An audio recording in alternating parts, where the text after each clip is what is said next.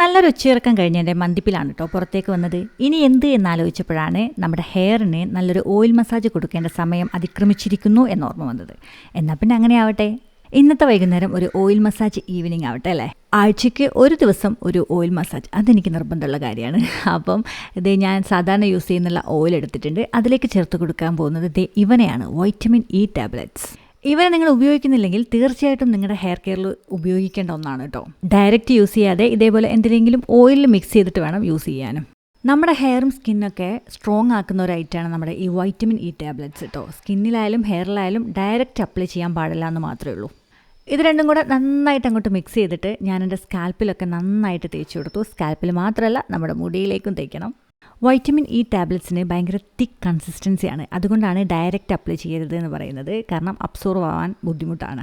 സ്കാൽപ്പിൽ മുടിയിലൊക്കെ എണ്ണ തേച്ചതിന് ശേഷം ഞാനിതേ മീനാക്ഷീനെ പിടിച്ചിരുത്തിയിട്ടുണ്ട് നല്ലൊരു മസാജ് തരാൻ വേണ്ടിയിട്ട്. അവൾ മാത്രം പ്രയത്നിച്ചാൽ നന്നാവില്ല, ഞാനും നല്ലൊരു മസാജ് കൊടുത്തിട്ടുണ്ട്. പിന്നെ അണ്ണാറക്കണ്ണനും തന്നാലായതെന്ന് പോലെ അവളും കൂടി മസാജൊക്കെ ചെയ്ത് കെട്ടി വെച്ചിട്ട് ഒരു അരമണിക്കൂറിന് ശേഷം നമുക്ക് നല്ലൊരു ഷാമ്പു യൂസ് ചെയ്തിട്ട് വാഷ് ചെയ്ത് കളയാം കേട്ടോ.